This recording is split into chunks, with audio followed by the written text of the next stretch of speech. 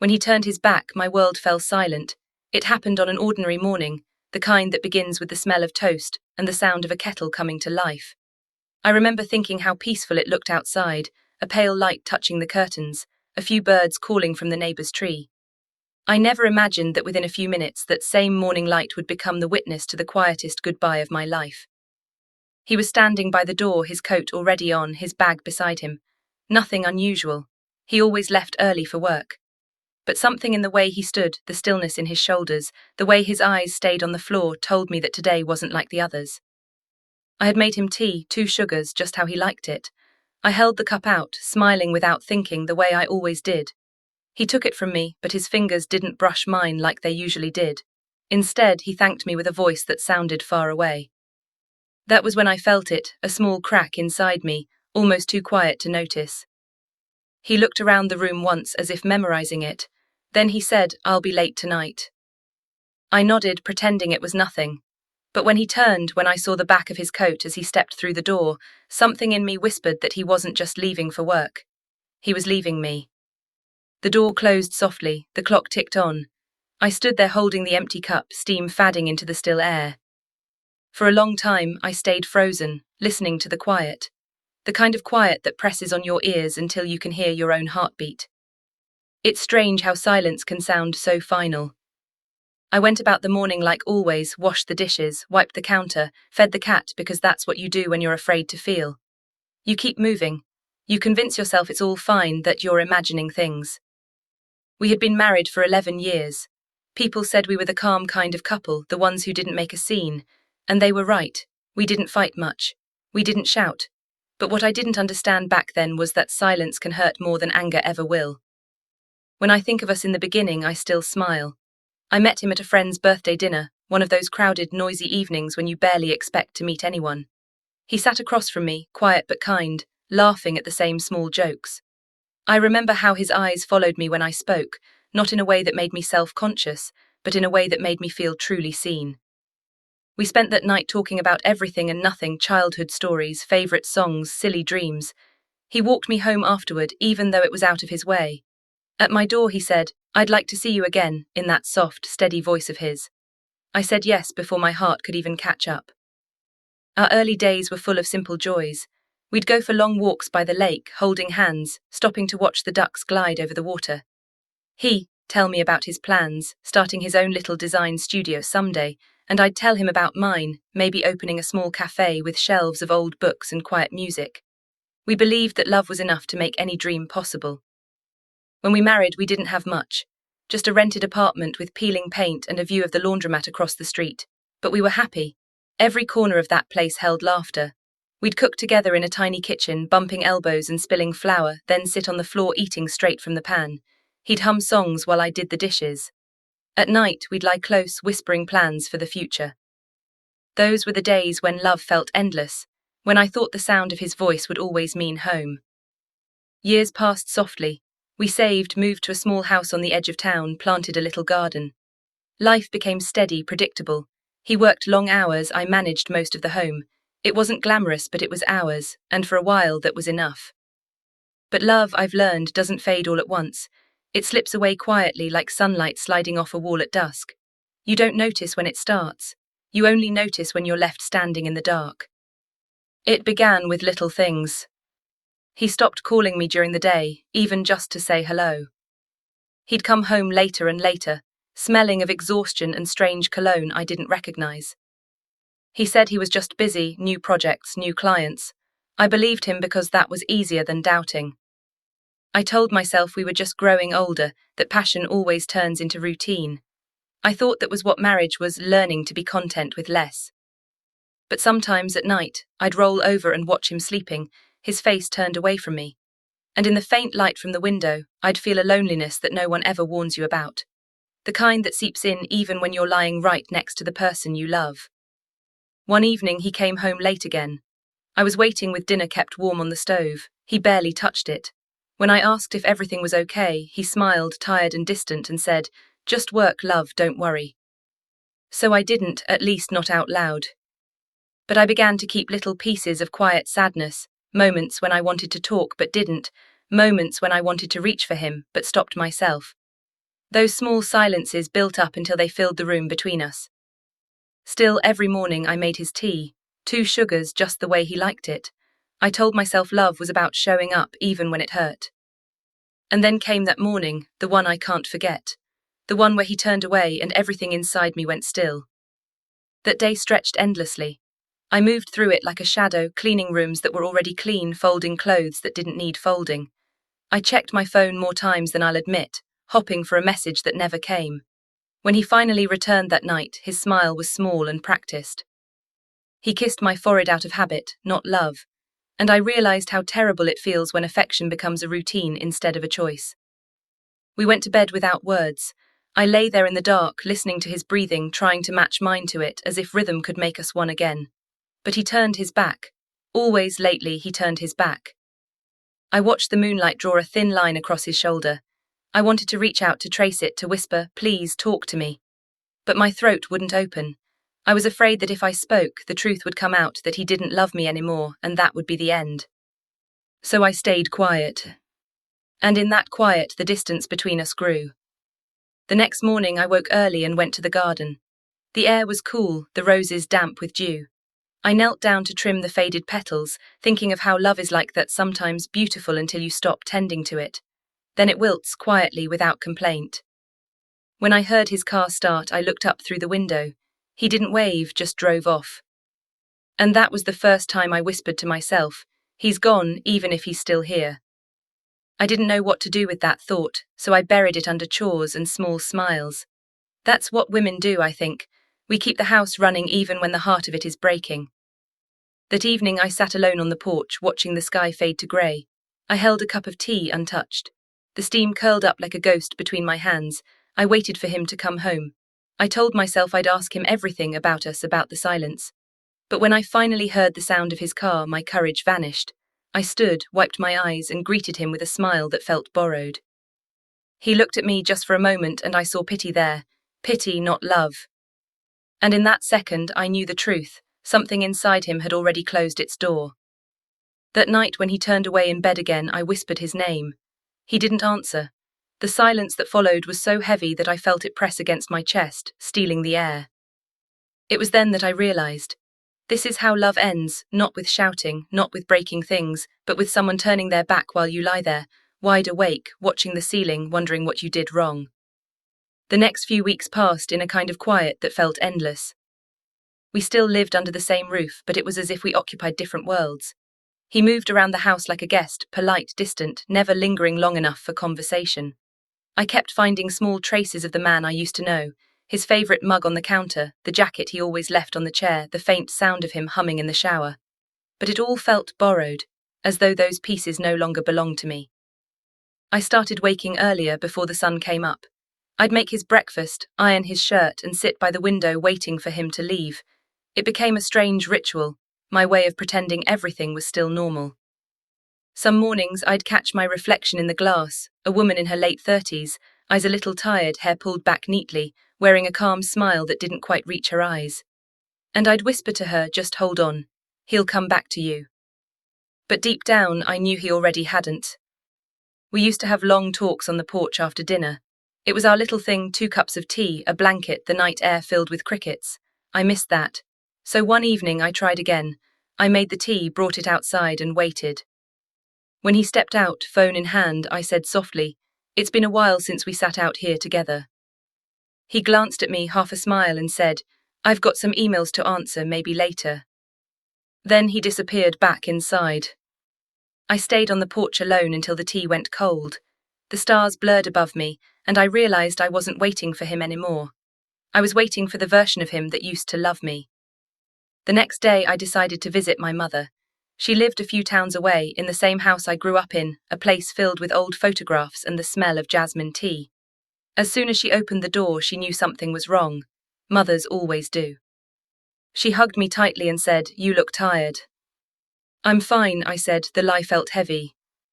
Over lunch she watched me carefully, her eyes kind but sharp. "He's distant, isn't he?" she asked quietly. I looked down at my plate. "He's just busy," I murmured. She reached across the table and held my hand. "Busy is one thing," she said, "but a good man doesn't make the woman he loves feel invisible." I didn't answer, I couldn't, because I wasn't ready to admit that she was right. That evening when I came home, the house was dark, he wasn't there. I sat on the couch waiting, listening to the tick of the clock. Hours passed. When the front door finally opened, he looked surprised to see me awake. "You didn't tell me you'd be out," I said gently. He shrugged. "I told you this morning I had dinner with clients." I wanted to believe him, but his voice had that careful tone, the kind you use when you've already rehearsed the excuse. So I nodded, said nothing, and watched him disappear into the shower. I could hear the water running, steady and relentless. I sat there staring at the wall, wondering when trust had turned into suspicion. That night I dreamed we were back at the lake, the place where he first told me he loved me. The water shimmered, the sky wide and bright. He held my hand and said, "Promise me we'll never stop talking." I woke up with tears on my cheeks. For days after, I tried to bridge the gap between us. I cooked his favorite meals, left little notes in his briefcase like I used to, asked about his work. He'd smile politely, thank me, but his eyes were far away. Sometimes, when he thought I wasn't looking, I'd see him on his phone, typing quickly, a faint smile playing at the corner of his mouth. That smile used to be mine. One afternoon, while folding laundry, I found a small card tucked into his coat pocket. It wasn't much, just a cafe loyalty card. But the handwriting on the back made my heart stop. It said, "See you next Thursday, I'll be there." I stood there staring at it for a long time. The air felt heavy. My hands were trembling. I wanted to scream, but no sound came out. When he came home that evening, I couldn't look at him. My body moved through dinner like a ghost. He talked about work. I nodded in the right places. When we went to bed, he turned his back, as always. I lay awake beside him, the card still in my pocket, the words burning through the fabric. The next morning, I followed him. It wasn't something I planned. My feet just moved on their own. I saw him drive into town, park near a cafe I didn't recognize. I waited in the car, heart pounding, hands gripping the steering wheel so tightly that my knuckles went white. Then I saw her. She was younger, maybe late 20s, dressed in a soft blue coat. She smiled when she saw him, and he smiled back, that same gentle smile that used to melt me. I watched them sit together by the window. He leaned in, said something that made her laugh. His hand brushed hers. In that moment, everything inside me went quiet. I didn't cry, I didn't rage. I just sat there, feeling something inside me dissolve, like a thread finally snapping after being pulled too tight for too long. After a few minutes, I started the car and drove away. I didn't know where I was going. I just needed to move to outrun the pain. I ended up by the lake, the same one from our early days. I parked, walked down to the water, and stood there watching the ripples spread. The sky was overcast. The wind carried the faint scent of rain. I hugged my arms around myself, trying to hold in everything that was breaking apart. That's when I realized that silence isn't always peace. Sometimes it's just emptiness, the space left behind when love has gone. When I finally went home, he was there. He smiled faintly when I walked in, as if nothing had happened. "You're home late," he said. I wanted to tell him that I knew, that I'd seen everything, but instead I just said, yes, I needed some air. He nodded, went back to his phone, and in that moment I understood we were strangers now, living side by side, pretending. That night I couldn't sleep. I watched the shadows shift across the ceiling. Every breath he took felt like a reminder that I was still waiting for someone who had already left me. Around 3 in the morning, I got out of bed and went to the kitchen. The moonlight spilled across the tiles. I made myself tea, no sugar this time. I sat by the window, listening to the distant hum of the city. That's when I said it out loud for the first time. He doesn't love me anymore. The words hung in the air, small and sad, but somehow freeing. I didn't know what would happen next. I didn't know if I had the strength to leave, or if I'd just keep living in that quiet heartbreak. But I knew one thing: the woman I had been, the one who believed love could fix anything, was gone. And in her place stood someone who was learning, slowly, painfully, that sometimes love isn't about holding on. It's about knowing when to let go. The days after that night blurred together. I went through them like a person walking underwater, every sound muffled, every movement heavy. He still came home, still placed his keys in the little bowl by the door, still said evening in that calm voice. And I still smiled, still asked how work was, still pretended. But something in me had changed. I had seen the truth, and once you've seen it, you can't unsee it. I began noticing all the small ways he had already left me long before the cafe. The way he stopped finishing the stories he used to tell. The way he looked past me instead of at me. The way his laughter had stopped sounding like it used to, as if he were saving his real smile for someone else. One morning, as I was folding his shirts, I realized I didn't even know who he was anymore. The scent of his cologne clung to the fabric, but it felt like the scent of a stranger.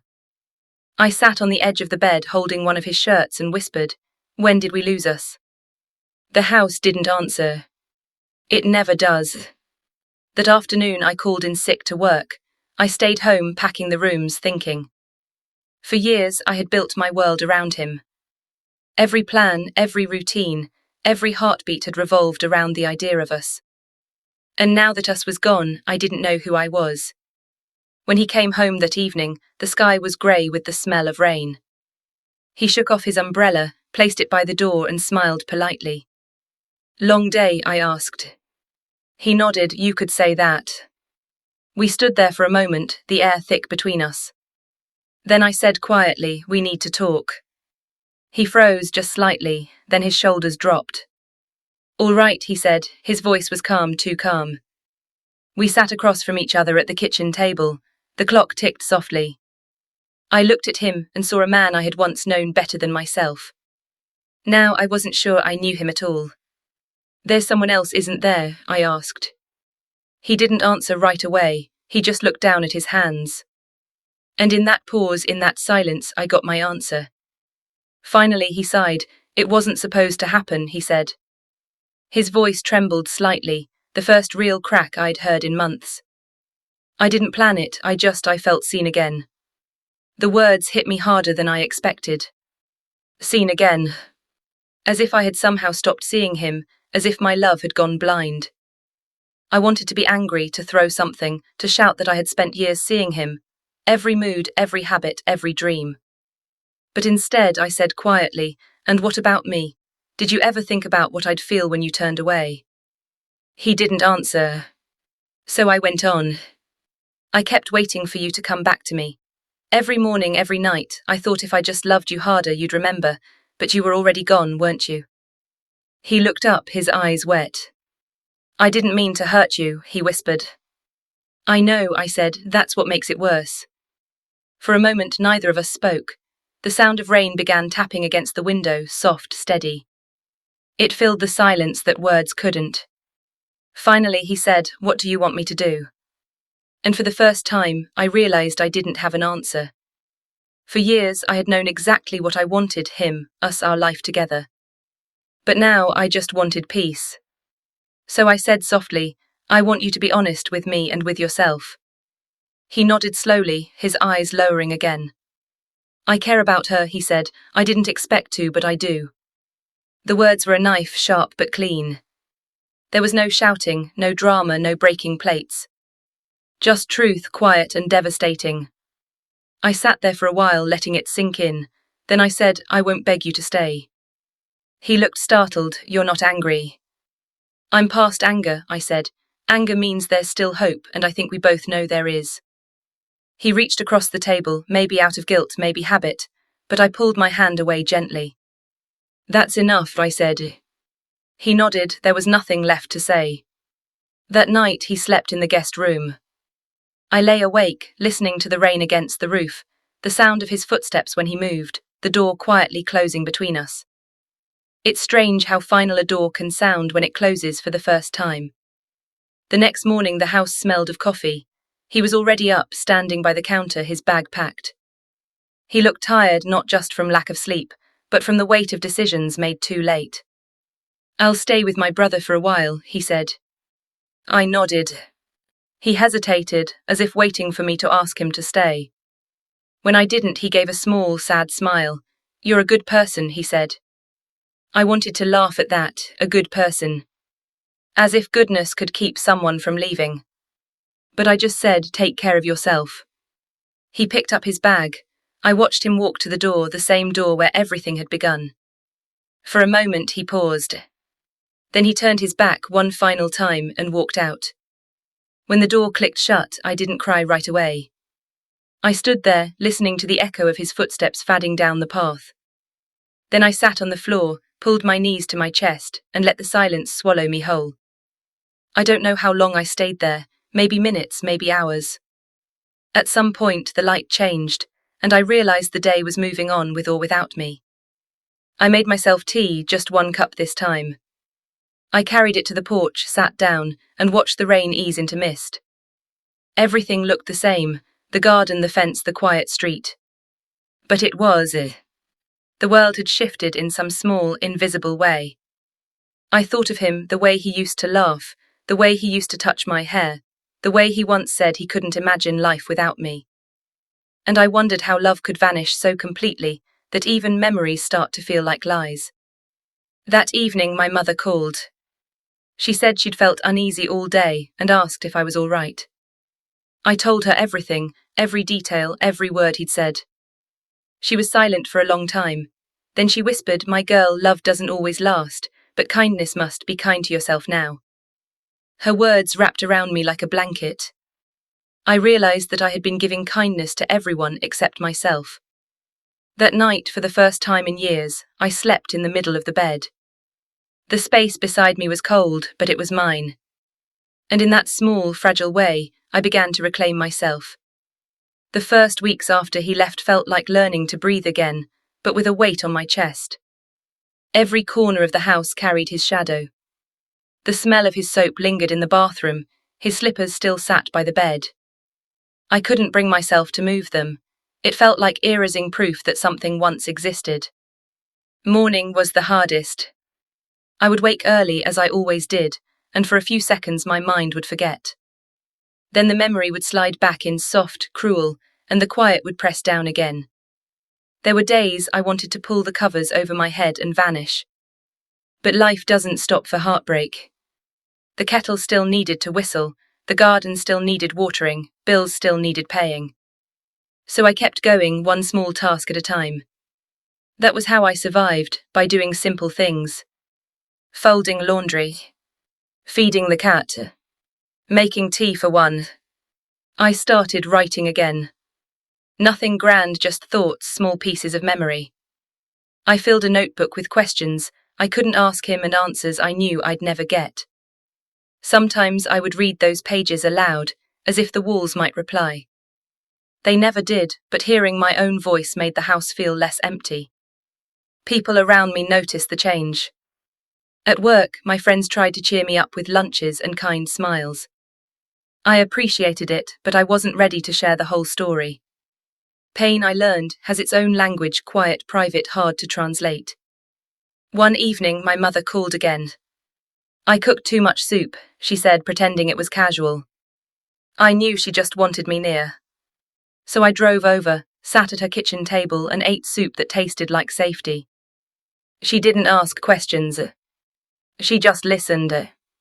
Sometimes she'd reach across and squeeze my hand. It was the first time in months that touch didn't hurt. After that, I began spending weekends at her place.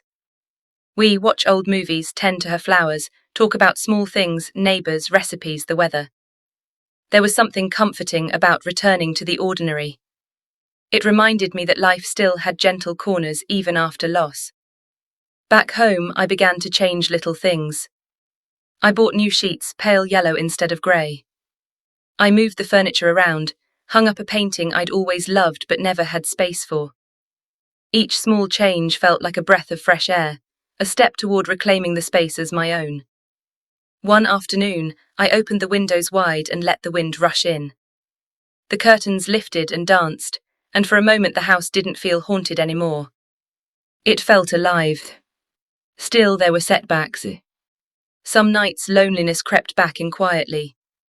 I'd catch myself checking my phone, half hoping for a message that would never come. Other times I'd dream of him, those early days, the laughter, the promises. I would wake with my heart racing, the emptiness beside me louder than any sound. When that happened, I learned to get up instead of lying there. I'd make tea, wrap myself in a blanket, and sit by the window watching the world sleep. There was something peaceful in that stillness, as if the night itself understood heartbreak. It was during one of those sleepless nights that I realized something simple but true. Healing doesn't mean forgetting. It means learning to live with the memory without letting it control you. So I started walking again, down to the park along the lake. The same lake where we once dreamed together. At first it hurt to go there, but over time the pain softened. I began to see new things. A family feeding ducks, a boy learning to ride his bike, the light moving across the water. The world kept going, and slowly I started keeping pace with it. There was an older man who sold flowers near the park entrance. He'd been there for years, but I'd never really noticed him before. One morning he smiled and said, "You always look like you're thinking of something far away." I smiled back and bought a small bunch of daisies. When I placed them in a jar at home, I realized it was the first time I'd bought flowers for myself. Days turned into months. The sharp pain dulled into an ache, and then the ache became a memory. I could mention his name without my voice shaking. I could look at our photos and feel gratitude instead of sorrow. One evening, while cleaning, I found an old envelope tucked inside a book. It was a letter he'd written to me years ago, during our first anniversary. His words were tender, full of hope. Reading it, I didn't feel bitterness, just a quiet thankfulness for what once was. I folded the letter carefully and placed it back in the envelope. Then I whispered goodbye. It wasn't dramatic, not tearful, just soft and certain. That was the moment I knew the worst was behind me. After that, small joys began to return.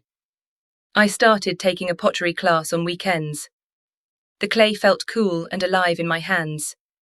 There was something healing about shaping something fragile into something whole. I made a small mug, uneven but mine, and I used it every morning. Sometimes, while sipping tea from that mug, I'd think of him not with sadness but with distance. He had become part of my story, not the whole of it. Friends began to notice the change. "You seem lighter," one said. I smiled, "Maybe I am." It wasn't that life had become perfect again. It was just that I had learned to find peace in imperfection. The cracks in my heart had let the light in. On a quiet Sunday afternoon, I sat on the porch watching the sun set. The air was warm, the world soft around the edges. For the first time in a long while, I felt content, not because everything was fixed, but because I had stopped trying to fix what was never mine to mend.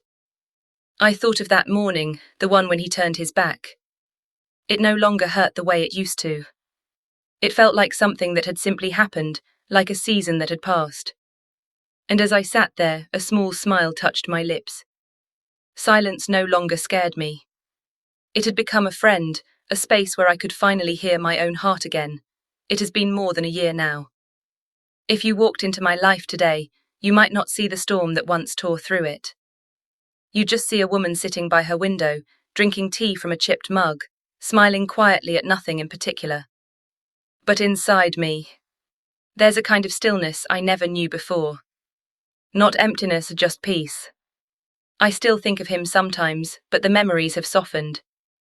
They don't sting anymore. It's like remembering a song you once loved, the melody familiar, the words faint.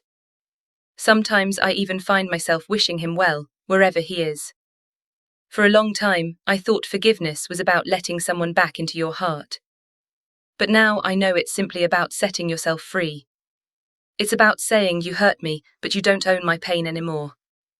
There was a time when silence frightened me, when it felt like punishment. But now it feels like healing. I fill it with music, with the sound of my own laughter, with the rhythm of my footsteps when I walk through the garden. Yes, I have a garden now. It started with just a few potted plants on the porch, but slowly it grew. There's rosemary, lavender, small roses that open like shy hearts. Every time a new flower blooms, it feels like a small victory, proof that life finds its way back, even through broken soil. Sometimes neighbors stop by. Sometimes I cook for friends. And sometimes I sit alone with a book and that's enough. The other day a friend asked me, "Do you ever regret loving him?" I thought for a moment, then said, "No, loving him taught me how deep my heart can go." Because love, even when it ends, leaves behind traces of its beauty. It teaches you tenderness, patience, and how to stand again when the world goes quiet. There are still evenings when I walk to the lake, the same lake where we once dreamed together. The air there feels different now, lighter. I'll sit on the bench, close my eyes, and just listen to the water, to the wind, to the steady beat of my own heart. Sometimes I whisper to the water, I made it. And I mean it. Because I did. I made it through the nights when I thought I never would. Through the mornings when the house felt too big, too empty. Through the ache of missing someone who had already left. And now I live not waiting for someone to return, but welcoming the life that's already here.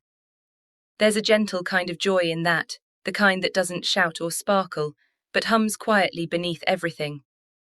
Every once in a while, when it rains, I think back to that day, the one when he turned his back, and my world fell silent. I remember the sound of the door closing, the echo of his steps fading away. And I remember how that silence used to feel like an ending. But now I know it was a beginning. It was the start of me finding myself again. The start of understanding that love is not about who stays, but about how deeply you learn to keep your heart open, even when it breaks. So yes, my world did fall silent that day. But in that silence, I found something stronger than words. I found myself. And that, I think, is the quietest kind of miracle there is. Time moves differently now. It doesn't rush or drag, it just flows like a small river that knows where it's going. Every morning I open the curtains and let the light spill across the floor. The first thing I notice is what's missing anymore. It's what's here. The soft creak of the window, the hum of the kettle, the way the sunlight lands on the table like a promise. Sometimes I smile at how ordinary my life has become, and how beautiful that ordinary feels. A few months ago, I started volunteering at the community library. Just a few hours every week, shelving books, helping children find stories they love. There's a little girl named Leela who comes every Saturday. She always picks the brightest book on the shelf and tells me, "This one looks happy." One day she asked, "Do you have someone who makes you happy?" I smiled and said, "Yes, me." She laughed, the pure, sweet kind of laugh that sounds like bells. And I realized that was true. I do make myself happy now. It wasn't always that way. There were times I thought I'd never trust joy again, that every smile would feel borrowed. But joy, it seems, is patient. It waits for you to come back to it. One weekend, while visiting my mother, she showed me an old photo album. There we were, my younger self and him, smiling under a sky that seemed endless. For a moment, I felt the old ache return. Then I traced the edge of the photo and whispered, "Thank you." Because even though it ended, it wasn't wasted. Every love, even the broken ones, leaves you with something, a lesson, a softer way of seeing the world. That night, I dreamt I saw him again. He was standing on the other side of a quiet street, looking at me the way he used to. He smiled and I smiled back. No words, no pain, just a peaceful kind of knowing. When I woke, the dream didn't hurt. It felt like closure. A few weeks later, I bumped into him in town. It was unexpected, one of those quiet collisions life throws at you when you least expect it. He looked older, maybe a little tired, but kind. We talked for a few minutes, about work, the weather, nothing deep. There was no tension, no bitterness. When we said goodbye, he said, "You look happy." And I said, "I am." Then I turned and walked away, my heart light. It's strange how life circles back like that, not to reopen wounds, but to show you how far you've come. That evening, as I drove home, the sky was painted in orange and gold. I rolled the window down and let the wind brush against my face. And I thought, this is what freedom feels like. Now when I sit by the lake, my lake, I see reflections I used to miss. The way the light dances on the water. The way ripples fade but never vanish completely. That's what healing is, I think, not erasing what was, but letting it ripple quietly without breaking you anymore. There's a small notebook I keep in my drawer, the same one where I once poured my heartbreak. Now I fill it with other things, recipes, small dreams, things I'm grateful for. Some pages just have one line. One of them says, "I made it through love and I'm still open to it." And yes, sometimes I still wonder what the future holds. Maybe one day I'll meet someone new, not to replace what was lost, but to walk beside what I've already become. Maybe not. Either way, I'm okay. Because my life isn't waiting for someone to make it full anymore. It already is. When people ask how I got through it, I tell them, by listening to the silence instead of running from it. It's in that silence that I found my strength, my truth, and my voice. I've learned that love doesn't always mean staying. Sometimes it means letting go gracefully. And sometimes it means turning back toward yourself and saying, I'm still here, I'm still whole. So now, when the evening light slips through the window and the house hums with quiet, I close my eyes and breathe. The same silence that once broke me now holds me gently. And I smile. Because when he turned his back, yes, my world fell silent. But in that silence, a new world began to sing. If you're still listening, maybe you felt something like I did. Maybe someone you loved turned away. Maybe you woke one morning and realized the world you built together had gone quiet. If that's true, I want to tell you this. You will make it. Not all at once. Not without tears. But little by little, the same way dawn slips into the sky after the darkest night. I used to think a broken heart was the end of everything. Now I know it's only the place where something new begins. Pain doesn't mean your story is over. It just means your heart is learning how to grow again. There were nights when I sat alone, wondering why love had left me. But looking back, I see that it didn't leave, it simply changed shape.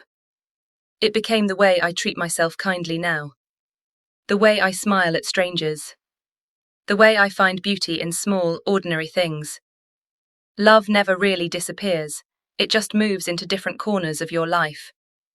Some mornings, I still wake up and reach out to the empty side of the bed.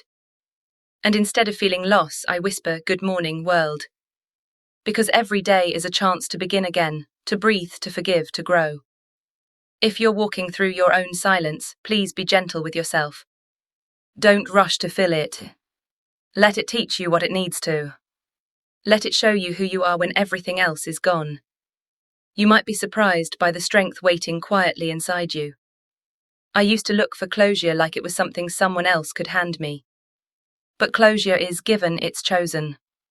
It's the moment you stop asking why and start saying thank you. Thank you for what was. Thank you for what remains. Thank you for what's still to come. When I think of him now, I don't see betrayal or pain. I see a chapter, one that shaped me, one that ended, one that let me begin again. And I hope he found his peace too. Because peace is what I wish for everyone now, even those who once hurt me. That's the quiet secret of healing. It doesn't come from holding on. It comes from letting go, softly, without bitterness. If I could reach through these words and hold your hand, I'd tell you. You are more than what you lost. You are the love that stayed. You are the kindness that endured. You are the light that still shines when everything else fades. And one day you'll wake up, look out at the morning, and realize the silence has changed. It will no longer sound like emptiness. It will sound like peace. That's how I know I've healed. Not because I forgot him, but because I remembered myself. So when you think of me or of your own story, don't focus on the moment someone turned away. Focus on the moment you turned back toward your own heart. That's where the real story begins. And as you walk forward, step by step, may you carry this truth with you. Even after the loudest heartbreak, life still whispers. It whispers of hope, of second chances, of quiet mornings and soft laughter. Listen for it. It's there waiting for you, just as it waited for me. Because when the world falls silent, love doesn't end. It simply learns a new way to speak, dear you. I don't know if this letter will ever reach you. Maybe it isn't meant to. Maybe it's only meant to travel from my heart to my hands, and no farther. I wanted to tell you that I'm okay now. Not pretending, not covering the cracks, just honestly, quietly okay. The days have softened, the nights don't echo the way they used to. Your name no longer hurts when it passes through my thoughts. It's just a memory, gentle, almost kind. I think about the small things sometimes. The way you used to hum while shaving. How you always added too much sugar to your coffee. Those details used to cut deep, but now they simply make me smile. They belong to a different time, and that's all right. I wanted you to know that I forgave you. Not in a single moment, not with dramatic words. But slowly, each day that I chose peace instead of bitterness. Forgiveness turned out to be less about you and more about me. It let me breathe again. It let me sleep without waiting for the sound of the door. You once said I was too gentle for this world. Maybe you were right, but I've learned that gentleness isn't weakness. It's the strength to keep loving, even after love has changed its shape. Sometimes I wonder if you ever think of me. Not with regret, but with quiet gratitude. I hope so. Because despite everything, I'm grateful for you. For the years that shaped me. For the laughter that filled our home. For the lessons I didn't know I was learning. You taught me that love cannot be kept by holding tighter. It only stays when it's free. And when it leaves, what remains is the part of yourself you discover in its absence. There's a vase of wildflowers on my table as I write this. I picked them on my walk this morning, daisies, lavender, a single rose that opened early. They remind me that beauty doesn't need permission to grow again. It just does. So I won't wish for what could have been. I'll wish you quiet mornings, warm coffee, and someone who listens when you speak. I'll wish you peace, the kind that doesn't depend on anyone else. As for me, I'll keep walking forward. I'll keep tending my garden, laughing with friends, and learning new songs to hum when the house is still. Life goes on, gently but surely. Thank you for the love we shared. For the lessons I once mistook for pain. And for the silence that taught me how to hear myself again. Be well. Be kind. And if you ever remember me, remember the light, not the loss. Goodbye. You know, after everything, I think love is still the most beautiful thing we ever get to feel. Even when it breaks, even when it leaves a trace of ache inside us. Because what hurts us also opens us. For a long time, I thought my life would always be measured by what I'd lost. Now I see it's measured by what I've learned to cherish, the smell of rain, the comfort of tea, the simple grace of being alive. People ask me if I believe in love again. I do. But differently now. Not the kind that asks for promises carved in stone. But the kind that grows quietly, honestly, in small daily acts of care. The kind that lets both hearts breathe. I don't wait for grand endings anymore. I listen for beginnings, tiny ones that appear without noise. A kind word. A morning walk. A gentle laugh shared with someone who doesn't need to know your whole story to see you. Maybe that's what healing really means. To live softly. To keep your heart open. To trust the world again, even when it once made you fall to your knees.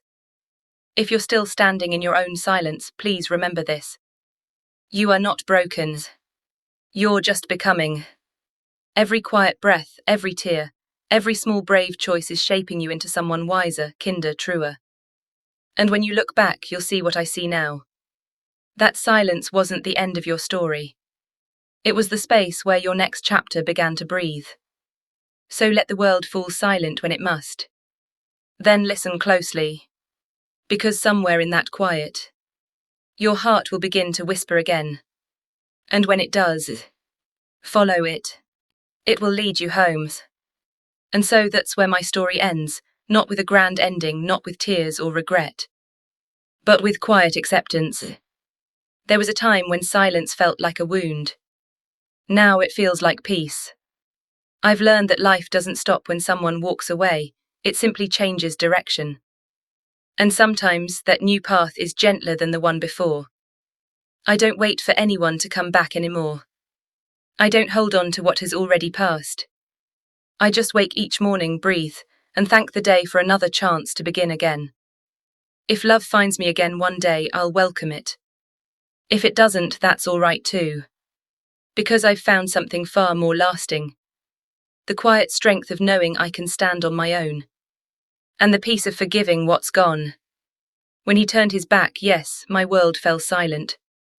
But that silence became the place where I found my own voice. soft, steady, and full of life. And maybe that's what love was meant to teach me all along. The story ends here. But the heart keeps beating, gentle as ever,